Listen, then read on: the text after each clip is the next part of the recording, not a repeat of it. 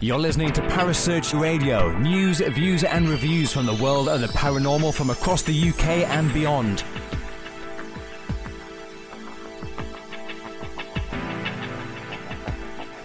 Find us on Facebook, Twitter and the World Wide Web. Parasearch UK Radio.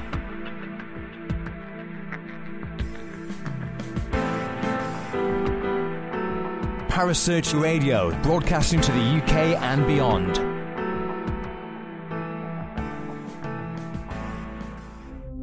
The views and opinions expressed by presenters and guests are their own and do not necessarily reflect the official policy or position of Parasearch Radio or its affiliates and sponsors. Listener discretion is advised.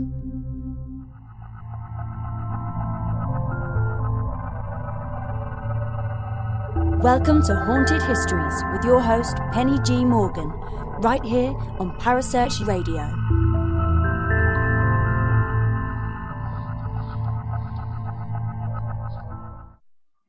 And a very good evening to everybody listening.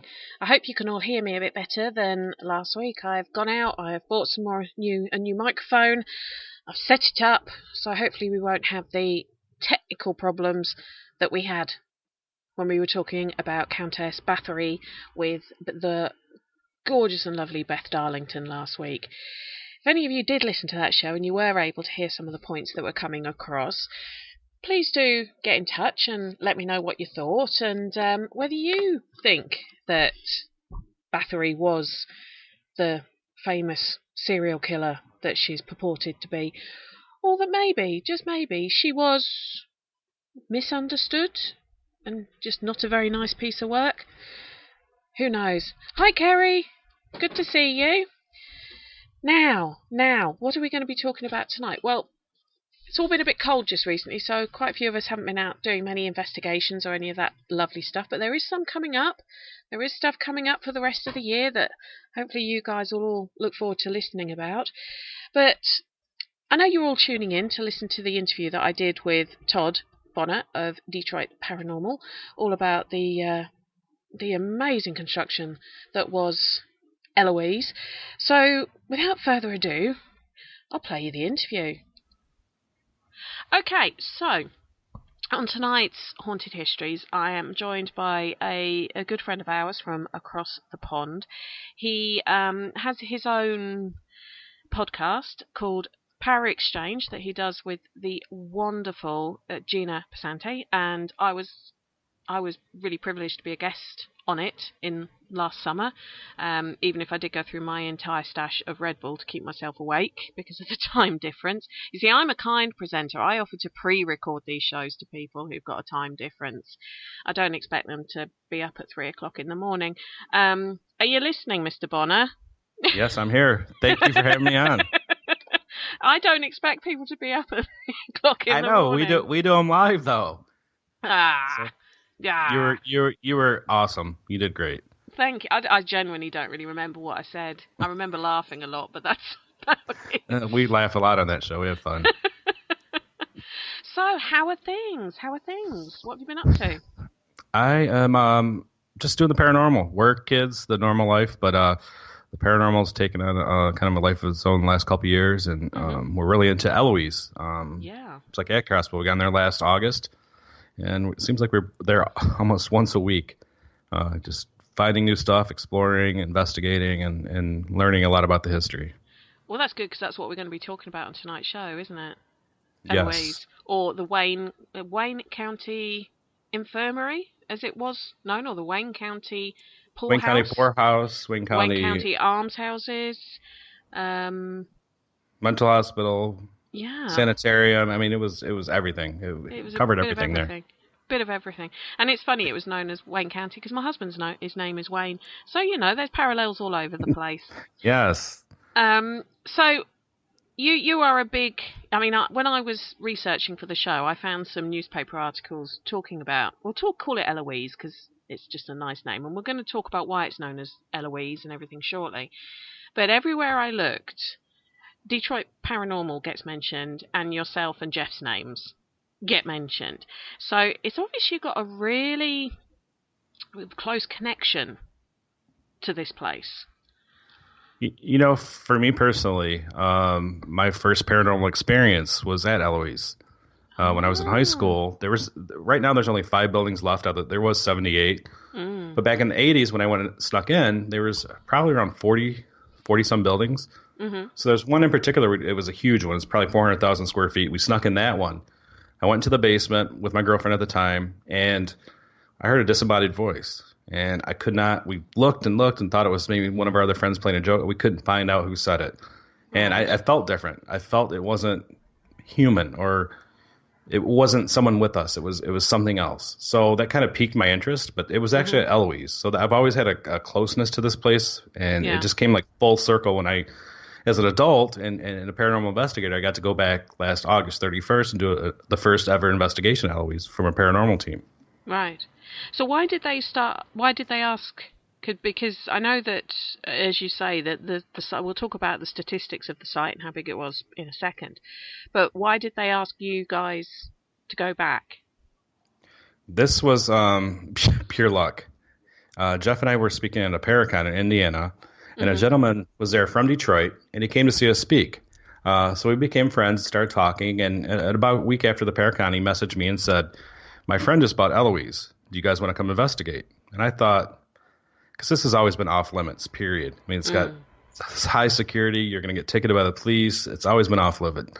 Yeah. So I was like, yeah, right. And I kind of blew it off. And about a week later, he said, "Do you guys want to go to Eloise? Give me a date. I can get you in there."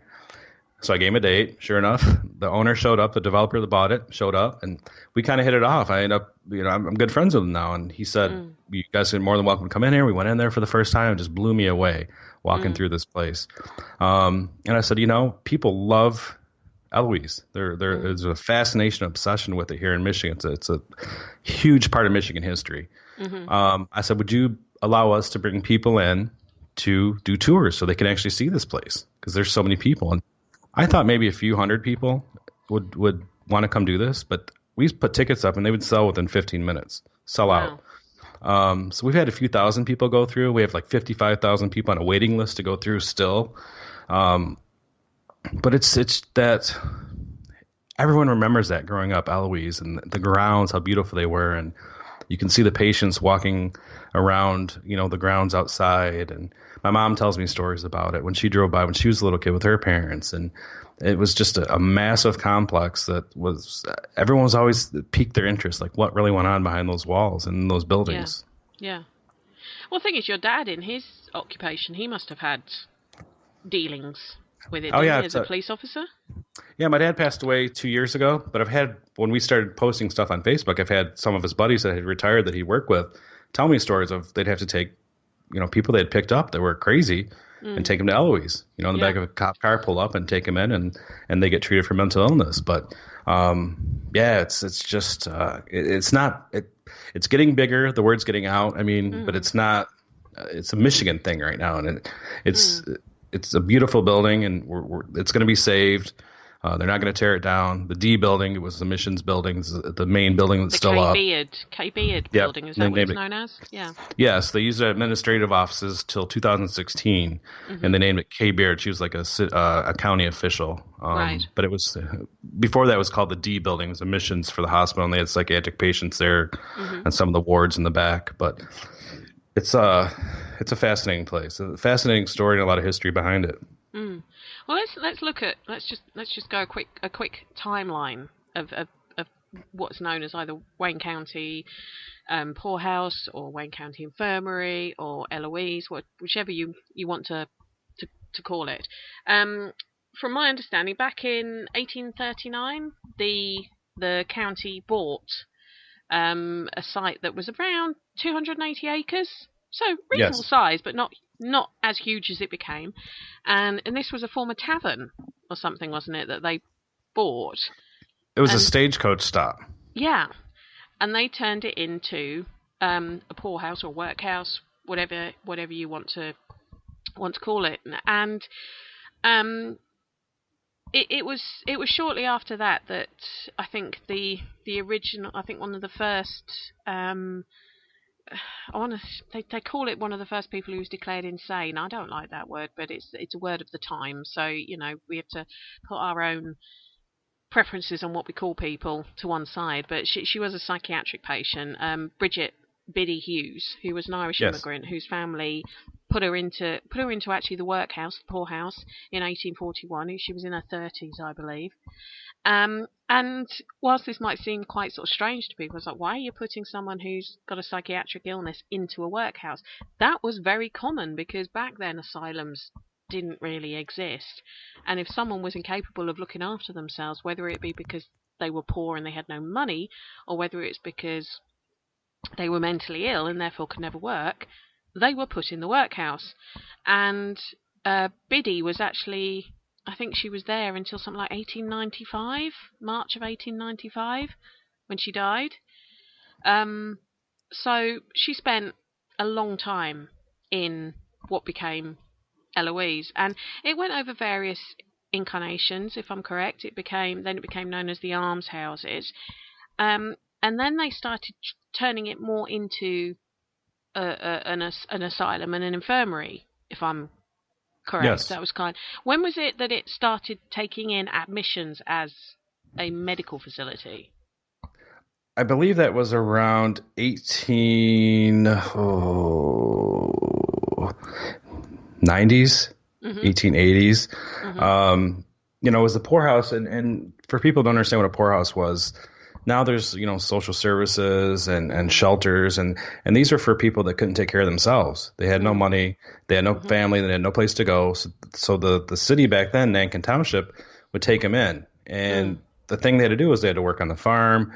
They had greenhouses, and it expanded. When there was a tuberculosis outbreak, that's when they made a TB sanitarium there, which back in those days, the treatment for TB was open air. They had good food, open air, and clean living. Yes. And so we have pictures of the sanitarium. It was just rows and rows of beds, and they would have their chairs out on a deck where the guy, we saw the male section of the sanitarium where they could walk out on the deck and just get fresh air. And it was screened in, some of it just wide open. But, that was the preferred treatment. And the only treatment really was, and, they never survived. They didn't live long. But that was their treatment back in those days. Yeah. Well, you've mentioned the TB thing. I was going to talk about that in a minute because that was one of the things that I've done quite a lot of shows on, things like the workhouse movements and the asylums, because they're both areas that I'm actually the Victorian side of it. The fact that a lot of people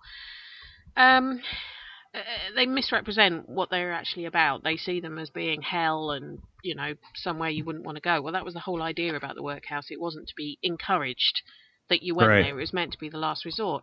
But something that I've never really talked about much is tuberculosis or consumption, or also known as the White Plague, because I think calling it TB, nobody really realises how desperate it was if you contracted it. But if you call it the White Plague, it gives it a bit more of an idea of how destructive this illness was. And as you say, you're right. You could tell these TB centres. I mean, Waverley Hills is a very, very famous one. Yep. In your neck of the woods. You can tell all of these, and if you go into a lot of older hospitals in the UK that have still got what would have been the original TB wing, you can tell because it's got those verandas. It's got the ability to open giant windows, wheel the beds into the fresh air, into the sunshine. Because back in the 1800s and the early 1900s, that was, as you say, that was how they thought you could treat people. It was clean air, sunshine, good food, good hygiene, all those kind of things was the only way they knew of to treat tuberculosis. They did also do things like they'd resect lungs. They'd take away the infected part of the lung. They also, I was actually reading, this was really interesting, it was a diary of a tuberculosis patient in the 1940s. And she'd written a diary, it was in the UK, but she'd written a diary as to what the treatment was, and she was saying they're going to collapse my lung because they think that's the only way to clear the infection, because the sort of being healthy and stuff isn't working. I keep relapsing, which was actually very common.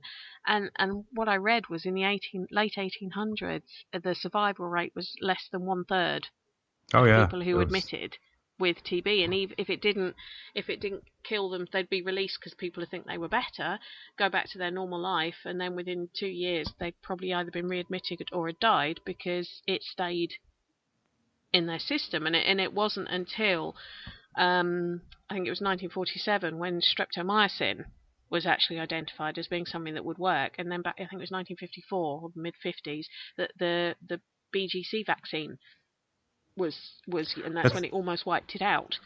That's why you don't see that hardly anymore. Sometimes you see it in third world countries where those vaccines and antibiotics aren't available, readily available like we can get here. But yeah, people don't understand that wiped out a lot of people. It killed a lot of people. It was horrible. It was a painful, slow death. It was. I found a statistic, and I couldn't verify it, but I found it on a page talking about the White Plague, and it said in the early 1900s it's an estimated 110,000 Americans died each year from it. Yeah, it was bad. It was an epidemic, and then places like these were set up all over the United States to basically people to come there and die. Yeah. It's sad. But they also at the time when it was first in the 1800s when it first started to reach a peak, and the reason it was reached, even though it's been around, they've proved it's been around since ancient Egyptian times. They've found traces of the bacteria in spines of ancient Egyptian mummies and things like that. They think it was because of the industrialization in the 1800s when people were living in closer, cramped quarters and all of those kind of things. That's why it started to spread so badly, because people weren't living out on farms and and things, and they were living in close, cramped, unhygienic quarters. But then they thought it was hereditary. They thought TB was hereditary. They didn't realize that it was actually you caught it, and that it could actually lay dormant for years and years and years before it actually, manifested. And well, because it doesn't just have to attack your lungs; it can attack any part of your body. It's a strange illness. But when they realised that they set up all these, that part of the reason these sanatoriums were set up was to shut them off. These people, these lungers, as they were called, believe it or not, they called them lungers, to separate them from the community, so they couldn't pass it on anymore. And so they were they were almost quasi prisons for them. Oh yeah. And this is why I sort of say that people look at the asylum side of things and think the asylums are awful because they lock the doors and they did all this stuff to people. But if you look at the way these people with TB who were perfectly compos mentis, but they were confined to their beds all day. They weren't allowed to speak above a whisper for the first couple of months unless they showed improvement. They weren't allowed to get out of bed more than once a day to go to the toilet. All this kind of stuff. And you think now, that's quite... And then the nurses and staff didn't want to be around them too much because they were afraid they were going to, catch it. So it was a sad existence. And by the time you got to the sanitarium, your life... It was bad. You know what I mean? You were ostracized. You were totally ostracized from community. But what I did find is one of the first sanatorium in the US was opened in 1884 by Mr. Edward Trudeau near New York. And he opened it because he was suffering from TB. And he wanted a way of treating people with it. He wasn't sort of seriously ill with it, but he had been diagnosed with it. And so I sort of think the way that those people with an illness, that they were ostracized because of the illness, they were treated as though they're outcast or whatever. Yeah. And people were afraid because they didn't know anything. There was no news, TV show, news reports or anything about what this was about. So they were scared. It was very scared. Mass hysteria too came along with it. That because they see so many people dying from it, and everyone back then knew somebody that had TB. You always knew somebody that had it, and it was a scary time. But it reminds me a bit, and this is coming out of left field, you wouldn't have seen this one coming. It reminds me a bit when HIV hit back in the 80s.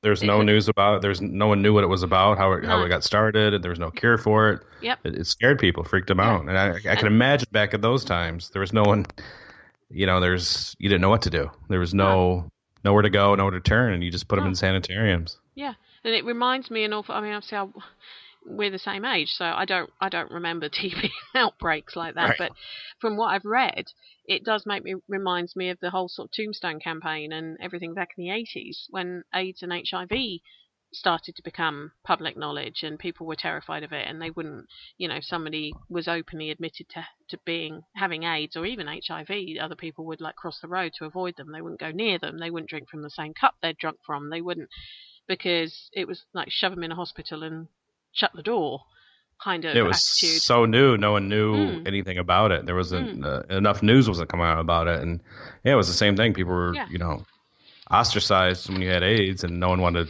like you said, be around you at all. Yeah. So we're looking. So it had a TB building, but before they built the building, from what I read, those people with TB were actually put into the asylum side of things. Yes. Which you kind of think, well, is that because people with mental health, if they caught it, oh well. Well, I want to touch on this too. What I've done a little bit of research on Eloise and other psychiatric facilities in the United States, the bigger ones, and some people that were in these places didn't have mental illness. They'd put women in there. Husbands could drop their wives off if they had PMS, if you were an alcoholic, if you had a drug addiction, things that really aren't mental illnesses, and you'd be locked up with people with schizophrenia and anxiety disorders and just crazy stuff that normal people that nowadays it's insane to think that, no pun intended, that you'd be locked up in an asylum with people like that. Yep. And I've talked to nurses that work there and told us the same thing. Kids that were absconders from skipping school or stealing, petty theft, that's where they would take them to get treatment, to get rehabilitated, not jail. They would take them to asylum like that. So you have to think of the whole picture of what kind of people were actually in there. It wasn't just crazy people, raving lunatics that were in there. There was actually normal people that had to get locked in with these type of people. Yeah. Epileptics were put in as well. Oh, yeah. They were seen as having a mental health problem. I know that there was a show I did not so long ago, and it was talking about an asylum, and it was talking in the UK, and it was talking about some of the reasons you got put in.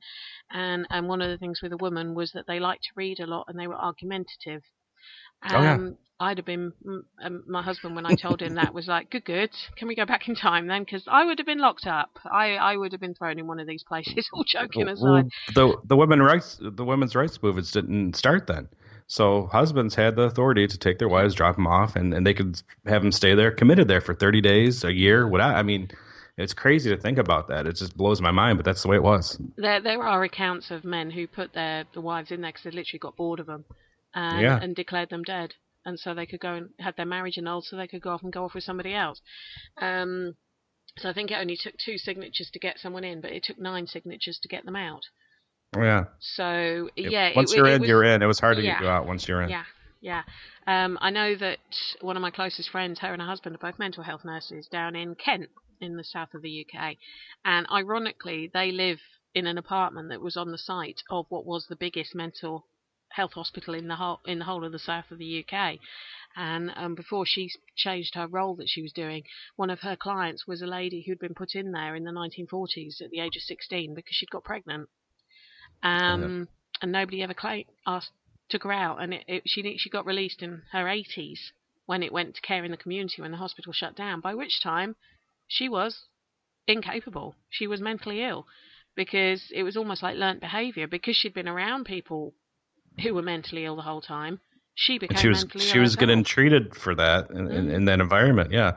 I read in Eloise, the oldest patient they had there, I think she was there 45 years or 50 years. Mm-hmm. I mean, that's a long time to be in an asylum. Are we talking about Biddy? It could be. Biddy was there 54 years.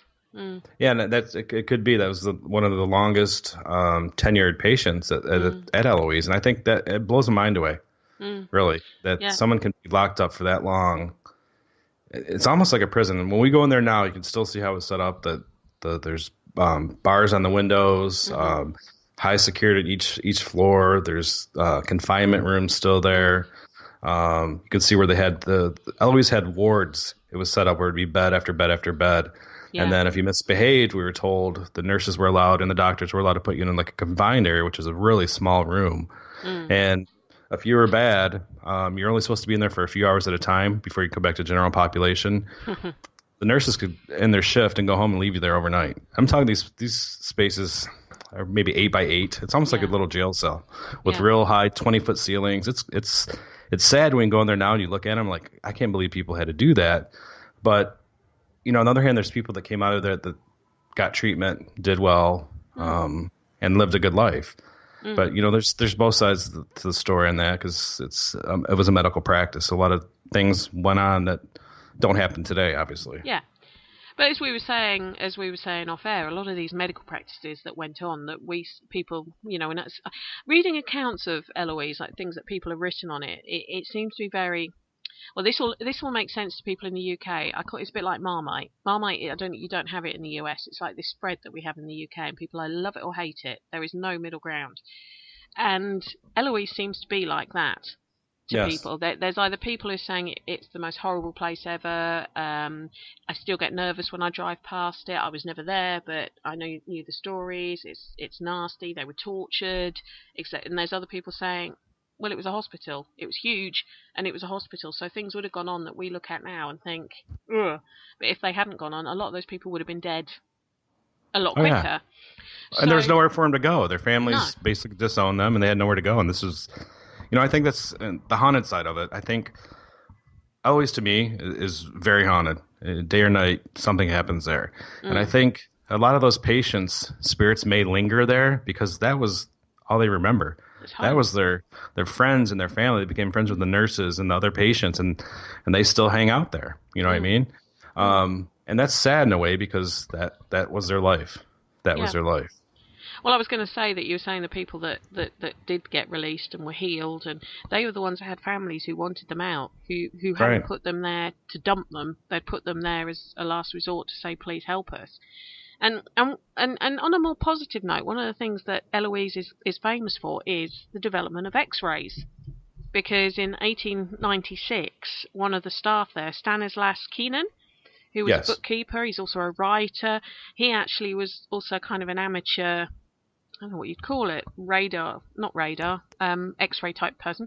Anyway, he'd read some of the research that had been done over in Germany at Wolfsburg University by, I think, a chap by the name of Röntgen, I don't know how it's pronounced, in 1895, and he actually developed, I think wasn't it the first X-ray machine to diagnose illnesses or injuries, used at Eloise. His wife actually worked at Eloise and retired from there. She was a secretary. Yeah. And we were lucky enough doing these, one of our investigations, we found some books from his private library still at Eloise. The books are from 1895, 1894, stamped with his name right on it, his private library, and with his writing still in it.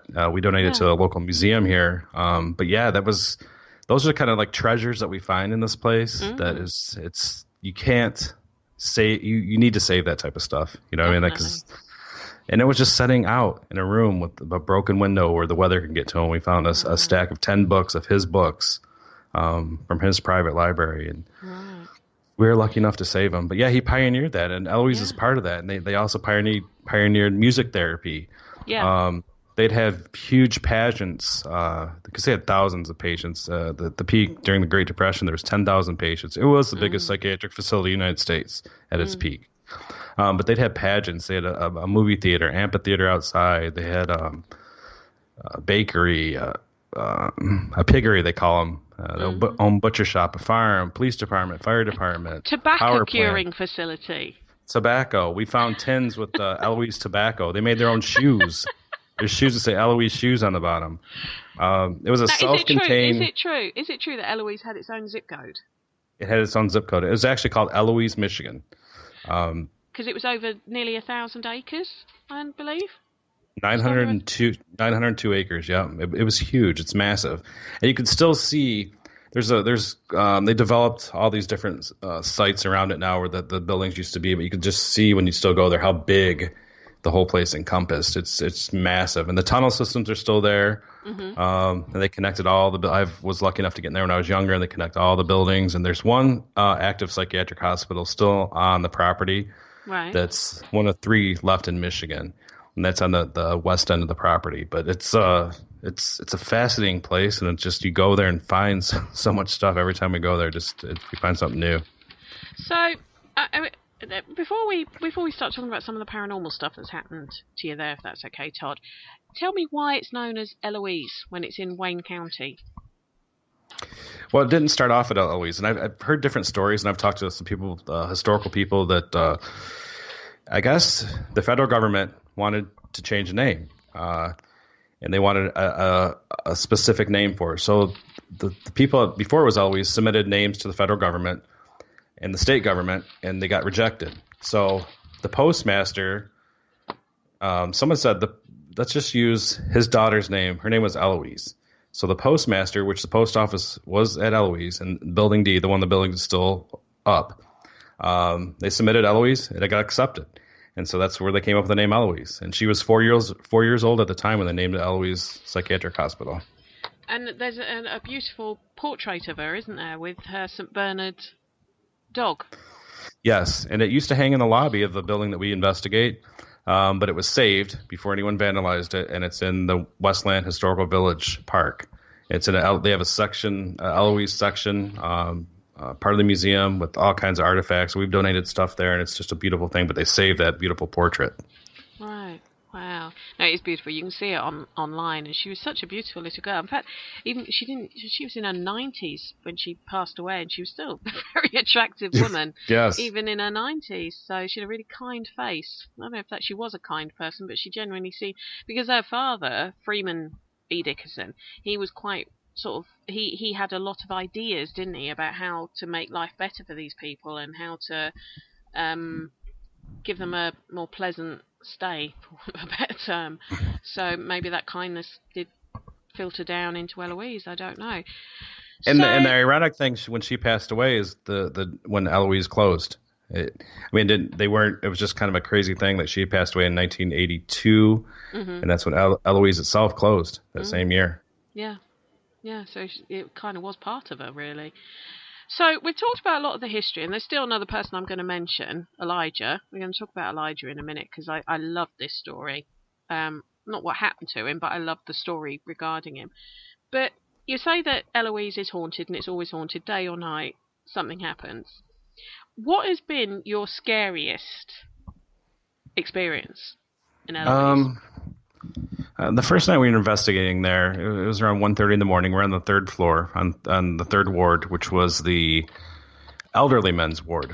Those were for seniors 55 and older. We had done some investigating, and I got on my phone. I sat down where I was talking. There's about 4 or 5 of us. I got on my phone. I don't know if I was on Facebook or just, I think I was on Facebook, updating Facebook, or just looking at stuff, taking a break. So I got into my phone, like my daughter does. I usually don't do this, and I kept, just messing around. I'd look up, everyone's gone. I'm like, holy crap, I'm in here by myself. And this floor, the floors are massive. So we were running Facebook Live cameras, and so I went over to the monitor, which was on the third floor, and I started, answering questions. People were saying, how's it going? And, have you guys seen anything? And I hear something behind me. It sounds like footsteps and shuffling, rather loud. And I go, hello, and I took my flashlight and shined underneath these, there's dividers in these wards now, and there was no one there. And at first I thought maybe those guys were playing a trick on me. Jeff and Matt and the rest of the team had come back around the backside of the building, came back upstairs, and were trying to scare me. But I looked, and there's nothing there. I had my flashlight shined all in the back of the dorm, nothing there. So I kind of just tried to suck it up and rationalize it. I knew that it was something, because it was loud walking. I could hear footsteps and shuffling. So I went back to Facebook. I felt comfort, like I was actually talking to someone, even though it was on camera. I mean, there's no one physically there, but it felt like it comforted me a little bit to calm me down. So it started, 5 minutes later, it started again. It got louder. I said, hello, and it started coming towards me. And I actually can feel like the energy. I think doing this for so long, I'm kind of in tune with my own instincts now. And I said, hello, and nothing happened, but it kept coming closer and closer and getting louder. And I kind of ran out of there. I'm like, forget this. And I ran out. There's no power in this building, so you got to go down a bunch of flights of stairs to get outside. I couldn't get down fast enough. Pitch black. Felt like I was going to break my neck running down. I got to the parking lot, and they're all out there. I'm like, you guys, this is insane. I heard footsteps and something come towards me. You guys got to come back up there. Well, while we're gone, we're still running the cameras, and we still have a digital recorder going. And you can hear in that room, after I leave, for a good 5 minutes straight, cabinets opening. There's showers right off to the right of where I was at. You can hear the shower curtains going back and forth. You can hear doors shutting. You can hear footsteps. You can hear a woman humming, it sounds like. And this went on for a good 5 minutes, and there's nobody in the building. And we were able to capture that on audio and video, and it's actually on our YouTube. It's kind of funny because it shows me kind of running out and turning into a chicken shit, basically. But I'm human. I'm human. So I still get scared doing this sometimes. And you were doing a Zach Baggins, weren't you? You were doing a Zach Baggins. I didn't go overboard like that. I was like, you know what? I'm out of here. And I just, I'll never forget that feeling. I was like, I felt and I could hear it coming towards me, and it wasn't stopping. And I'm like, I got to get out of here. I don't want to see what I wanted to. Part of me wants to stay and see what's coming towards me, but another part's like, you got to get out of here. This isn't good, because just go. And even on the cameras, we have the cameras right there. You never see anything. You never see anything, but you hear stuff moving, and there's still filing cabinets all throughout the building. You hear them slamming and opening, and there's patient shower stalls right to the right. Each ward has their own shower stall. You can hear the showers. The curtains are still there from like the 60s. I mean, barely hanging on, but you can hear them opening and closing, and it's really crazy. And that was probably, from Eloise, my most profound experience. I mean, I've heard disembodied voices and doors close, and a couple evil laughs when I've been in the basement area. Nothing, pictures taking from all over, and different people that come on the tours that aren't even in the paranormal, just taking pictures, send us pictures of, what is this? And faces, in these columns, it looks like doctors or nurses, and it's just crazy. It really is. It blows me away. So why do you think, and I know we're only halfway through the show here, but I'm going to come over this one straight away. Why do you think it is so active? To me, I think because it's never been investigated. And I believe that some spirits linger for whatever reason. That's the one reason I guess we do the paranormal, to answer those type of questions, which we'll probably never know the answer to. And I think these spirits, this was their life. They might have been taken to this hospital when they were 15, 16 years old and stayed till they were adults. Sometimes even longer. Someone passed away in the hospital. That's all they knew. They ended up becoming friends with other patients, the staff there, the doctors. And I think I don't know if they love that building, or they just, that's all they've known. And sometimes when the energies linger, they stay at, people's houses are haunted. And this is why this asylum is haunted. I think there's been over 10,000 deaths on this property. A lot of good and bad things happen there. And I think sometimes energies are like people. There's good and bad people. Sometimes there's good energy. Sometimes there's bad energy. And to me, that's why I think there's so much still there. Like I said, day or night, you hear stuff and you see stuff. And it's just, it doesn't have to be at night to have a haunting. No. So are there any recurrent personalities that you meet, or that you've met more than once? No, I was just talking about that with someone too. I've never... It's kind of weird. Like, even when you investigate, say you go to Waverly Hills and someone goes before you investigates, then you come in. I don't know anyone that ever gets the same evidence. Right. You know what I mean? The same experience. Everything's always different. I don't know why that is. But Eloise, there's not like one, because I don't really know how many spirits or energies are there. It seems like there's shadow figures we see, and it's just, I think they like us, because they've not really tried to harm us. And that one time is the only time I've ever really felt like threatened or scared. I think they like it when we come there. And I notice now that it's winter, it's harder to go there. We try to go once a week. And it seems like the energy's ramped up, because we were there almost every day there for a few months, and they got used to us. And I think they enjoyed, even in those asylums back in those days when they were live and people, it was lonely. They didn't have a lot of visitors. You know what I mean? And their family didn't come in. Their family put them there for a reason. So they didn't have a lot of visitors come in. And I think that's another reason why they sometimes linger. That was their home. That's where they felt comfortable. That was it for them. Yeah. Yeah, no, that makes sense. Do you find, though, that one of the things that when I've talked to people who've investigated asylums mainly, is a lot of people seem to automatically assume that if someone's been pushed, if something's been thrown, if someone's been scratched, or if they've heard a growl, it's nasty, it's malevolent, and I'm not going to use, I'm going to have to say, it's a demon. Whereas I've said, well, hang on, if some of those people are mentally ill, that is the way they would have communicated when they were alive. That's the only way they know how to communicate. So what makes you think they're doing it nastily? What are your thoughts on that? I think the way I look at any investigation we do, I try to look at like their people first of all. Now, if I'm a person now at my house and strangers come to my house and just walk in my door and start asking me a bunch of questions, you're going to be mad. You know what I mean? So the way I approach your investigation, even with Eloise, this was their place where they lived at that time. You try to be respectful. You don't try to barge in and demand things. And but they had mental illness. You know, they probably did growl when they were alive. You know what I mean?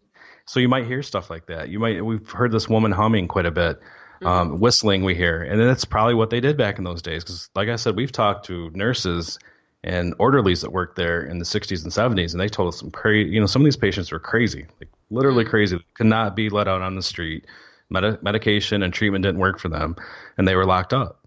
So, and you get a woman that would growl. You get, I heard that story. You get a woman that would pound her head against a window. You get men that were aggressive and throw things, and you get people that talk to themselves. You get people that were in straitjackets because they're so violent. But you had decent people in there too. Not everyone was like that. But when you go to places like that, you have to realize these people had mental illness, the majority of them. And so you're not dealing with, I don't want to say normal because they're normal people, but you're dealing with a different kind of entity or spirit that's not your typical, haunting. Yeah. No, it's just the fact that it's that whole sort of misconception of what of mental illness doesn't mean that someone, because if someone had a mental illness in life, the chances are they will have had it if they're spirit form. They're not going to have suddenly been cured because it's an illness. It's not just the fact they like to yell obscenities at someone. It was an illness. And it's something they couldn't control. It's something they were born with and they couldn't control. Yeah. So that's the only life they knew. Yeah. You know what I mean? That was it. So it's if that was what... It's just a conversation I've had with a lot of people about they go into an asylum and they automatically say, oh, it feels evil, it feels this, it feels that. Yet when I've gone into them, yes, it's felt a bit oppressive in parts of it, but not evil in that sense. Not that I'm about to get attacked or something demonic is going to come and try and possess me and whisk me off to hell or whatever.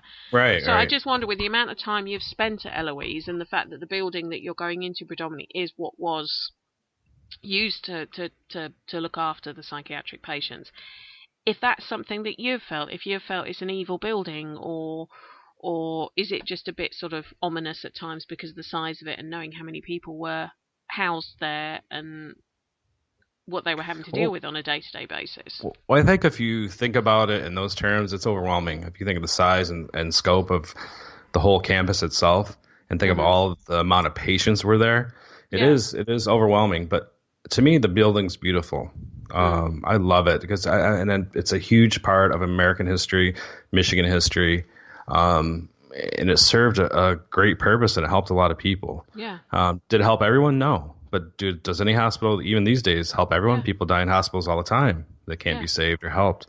So to me, it's a beautiful building. I love the architecture. A lot of those floors, especially 3rd, 4th, and 5th floor, are just like set in time. They've been untouched, and there's a beauty, eerie beauty almost into that. When you go into those type of settings.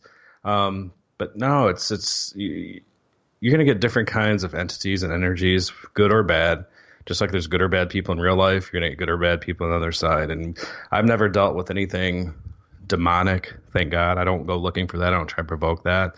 But you can, I think, feel, like I said, that first experience I had, that was definitely a negative or angry, or it could have been inquisitive, and I just took it the wrong way. Like wondering who I am. What are you doing here? There's no one been here in 40 years, 50 years. What are you doing here now? So... I thought about it after. I was a little scared at first, but then I thought about, like, they probably don't know who I am or what I'm doing here, and they're just kind of inquisitive and want to know what's going on, and they've been lonely for so long, and now we're coming there trying to talk to them and communicate with them and giving them a voice. So I've not felt. I mean, sometimes you just get that feeling. There's like I said, there's good and bad people in the real world, and I'm sure there's good and bad people on the other side. You can kind of get those feelings for me personally, just doing this so long, I could just get that sixth sense, you want to say, or that gut instinct of like, hey, you got to get out of here. This isn't good. No, I don't try and stay and provoke or any of that stuff either. Okay. Yeah, some people do try and provoke, and as you're as you're saying, they do try and antagonize the spirits because they think that's the way to get evidence. I don't. I think that's rude. I think it is. I wouldn't go into a pub and start yelling insults at everyone who was right. there. Why would I go into a potentially active I always building say and it do blows that? people away when I say, think of if you're just sitting in your living room and someone barges in the door and starts asking you a million questions and provoking you, you're going to be pissed off. You know what I mean? So you have to think of the spirits and energies like you're going to their place. This is their place. Be respectful, talk to them respectful, and that's what we try to do. But I mean, there's people that do. To each their own, I guess. We just never done that. I don't. There's no point to it. We get good results for the way we do it, and you know, I think the antagonists are in the minority. They're also the more inexperienced ones who think they've seen it on television and they think, oh, that's gonna, you know, they're the glory hunters, shall we say, not TV's proper, TV. That's genuine, interested investigators and stuff. But TV's TV. That's entertainment. They're packing 45 minutes into a TV show, and they got to put as much as they possibly can in that 45 minutes. You know, make it entertaining. So what's an experience that didn't happen to you, but has happened to one of your team at Eloise? Some of the girls have had their hair played with, touched. People being grabbed, pushed, not badly, but I think again that's some of these people that were adults but had the mentality of a child because they had mental illness. That's some of the stuff they do. You know what I mean? There's been a few times in the basement people have some weird experiences. I don't know why the basement's been, even for me, it's got a heavy oppressed type feeling. And really all it's been down there is there's a huge gourmet kitchen. Because that's where they've prepared all the food for all the patients, 10,000 patients. That's a lot of food a day, and a huge cafeteria. But it has a weird feeling to it. It really does. And I don't really like going down there by myself. I've done it a couple times. That's where I went down there one time by myself and heard it reminded me of like a witch laughing. I know it sounds crazy, but it was like a cackle almost. And I'm like, oh, I hightail it back upstairs. I'm like, I don't want to go down there by myself. It's uneasy. There's other times in the daytime. This is at night. The daytime I could walk down there, and I'm fine. But it's just everybody that's gone there and went in the basement has had some crazy experience. Matt and Jenny had some crazy experience where they felt a push and a cold rush on them. It kind of froze Jenny. And they've heard a lot of voices down there, but I can't find any history of somebody told me that they did medical procedures down in that area. But there's operating rooms on each floor and the rest of the building doesn't feel that oppressed. So, but you don't know. I've read newspaper reports of orderlies had killed patients before, were abusive. Even in the 70s, there was a fight and one of our orderlies ended up killing a patient. A little girl drowned in one of the tubs because she was not watched properly. But I talked to orderly's father that had worked there back in the 40s and 50s. That he was in charge of 125 patients. One man was in charge of 125 patients, so they were understaffed. So things like that could have happened. That's what I was going to say. Accidents can happen when you haven't got enough staff. Oh, at the peak, they had 10,000 patients and 2,000 staff. So they were outnumbered, a huge amount compared to the patients. Yeah. Yeah, it was. Yeah, that was. So it wouldn't have been like malicious deaths. They were accidental deaths, and it was kind of.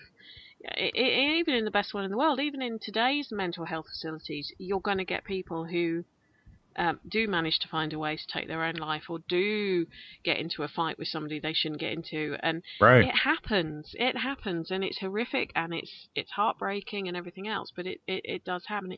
It seems to be a common denominator with any of these places that the basement has to have had something nefarious go on in it. There always seems to have been experiments done down there. There always seems to be someone's been killed down there. There always seems to be a woman's been assaulted down there. I would just love to get to the bottom of if that sort of thing really had happened, or is it urban myth? Yeah, and I've gone through there's a lot of news articles from the Detroit Free Press and Detroit News from the early 1900s up until it closed.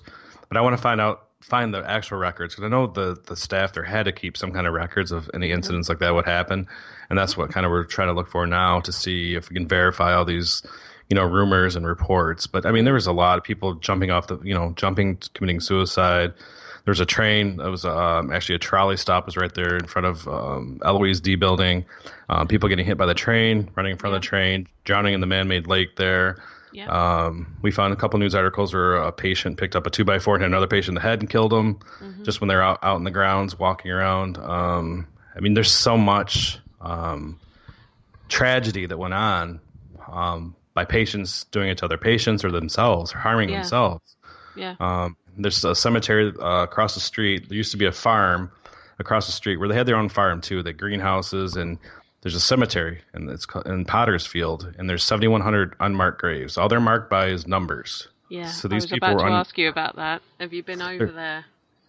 Yes, I've been over there, and they started cleaning it up, and there's a group that has been able to trace, I want to say 6,300 of the 7,100 because the records were destroyed. At one time, they just gave them a number, and they kept their file, so there was a name to go with the number, but there was a fire, and all those records were destroyed. So no one knew who all these people were, and these were people that were unclaimed by their families that just had died and are buried in this field across the street from Eloise. And then after that, in 1948, they had to stop that practice, and they donated sent the bodies for research or something, didn't they? To Wayne State, yes. And that's another there's a morgue and stuff there that's old historic at Wayne State that we're trying to get into, that the bodies from Eloise were taken to this place that we've been trying to go to and do a little investigation too and try and tie them both together. But yeah, there was a lot of good stuff. A lot of good stuff on there. There was some of the negative stuff, but I mean, that's a place that size and almost covered a 100-year span. Yeah. Things like that are going to happen. They are. It's without sounding sort of trite, it's the nature of the beast. People are going to, especially as well, it would be interesting to look at some of the patient records of those that were put into the asylum, of how many of them were actually criminally insane and had been misdiagnosed. Because there was one article I found that said there was more people actually in what was then the poorhouse than there was in the actual jail in the area, because before they were being admitted into the poorhouse rather than the jail, when they should have probably been in jail as opposed to the poorhouse. And I can guarantee that would have been the same in the asylum, that there would have been an awful lot of people in there who were probably what we would class as criminally insane, who shouldn't have been there, or were hiding it to get away from something. And it would be intriguing to get to the bottom of that.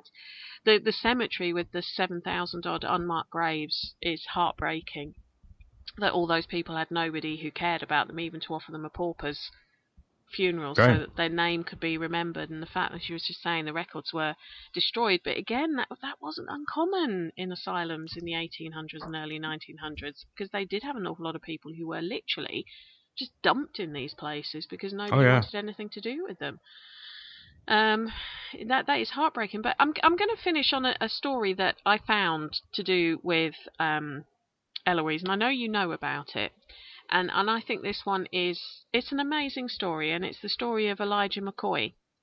Now, Elijah was born in 1844 in Canada, I believe. He was in Canada, and he was the son of freed slaves. Yes. And so he was, I suppose, what do you call first generation freeman, for what I suppose would be the technical term for it. Anyway, he decided, he moved down to the US, and all he could get a job doing was, I think, working sort of in like the boiler room or something of the trains or something. I'm not a steam engine expert. I don't know the technical terms. My cousin is. He'd probably be shouting at me right now what the technical terms were, but I know that he couldn't get a very good job. But he decided to sort of study mechanical engineering, and he did marry, but a few years after his first marriage, his wife died. He married again, a lady by the name of her name was Mary. I think her name was Mary, and she was quite an amazing lady in her own right, because she actually helped found the first home for coloured men in 1898. Yes. So quite an amazing lady in her own right. Well, Elijah was pretty awesome. He was responsible for 57 different patents, including he invented the folding ironing board, which I suppose I should be grateful to him, but when I look at the stack of ironing I've got to do, I am cursing his name right now. But yeah, in being serious, he invented the folding ironing board. But he also invented this grease, oil, whatever you'd want to call it, that was for some kind of drip pan or something on steam engines. Yeah, for engines to keep them lubricated. And this became known as the real McCoy. And this is where the term the real McCoy came from, because people would look at the steam engines and say, is that the real McCoy? i.e., is that the oil device that Elijah McCoy invented? So here is this amazing man who couldn't get a decent, he was literally there just shoveling coal and everything else when he moved into America, because he was, son of slaves, was a black man and everything else. Yet his brain was so good, he invented all these different devices, and he also coined the term the real McCoy. Now, his wife had died in a car accident in, I think it was 1922, and he had actually suffered injuries from it. And in 1928, he was admitted into Eloise. I think it was dementia due to hypertension was why he was admitted. So he probably would have been admitted into the psych unit with dementia back then, because that's how there's no treatment for there was no treatment for dementia. They wouldn't have treated you in what I'd call a normal infirmary. You would have been treated in the asylum. And he died 12 months after that at Eloise. Now this man, what an amazing man. And I had read too that they were going to bury him in the poppers field, really, across in the field, until his one of his family came and they moved him and they buried him in Detroit somewhere. But he was a designer. He had all those patents. He had a great legacy. Yeah. But that's what happened. He died in Eloise, but luckily his family had got him out of there, and he's buried somewhere else and got a proper funeral and he's the buried recognition in Detroit, he deserved. I believe he's buried in a cemetery in Detroit. But what an amazing man, and he was someone who Eloise cared for until the end. I mean, he wasn't young. It's not that they killed him or anything. He wasn't a young man as he died, and he left an amazing legacy, as you say. His wife left a legacy as well, and I just think that's the sort of story that we need to hear about, of people who were pretty amazing, and these places looked after them for the last years of their lives. And it's almost it's still the same now, I guess. Here in America, when your parents or you get older, they put you in homes. When you have dementia or Alzheimer's or Alzheimer, because it's so hard to care for them. But back in those days, from his injuries, he got sick and he had major injuries from the car wreck. The car wreck killed his wife, and he suffered from dementia and Alzheimer's. I was reading, and that's where they put him. And he was there was no treatment for it, and there's not really treatment now for dementia or Alzheimer's. Really, you kind of just go and go and go till you lose your mind. But he was locked in with, I don't want to say locked in, but he was put in with people that had severe mental problems. Yeah. Had last year and a half of his life, he had to stay in that type of environment, which is sad, thinking how great his legacy was here in America, especially in Michigan. The things he invented, and the stuff that's still used today, are the things that he invented back for those type of engines. And he had a workshop in Ypsilanti, Michigan. He was well known and well regarded here in this area of Michigan. That he just, it's sad to think he just died in an asylum. To me, it really is. Yeah. It's sad, but then again, he must. It's nice to know that he wasn't just dumped in the street.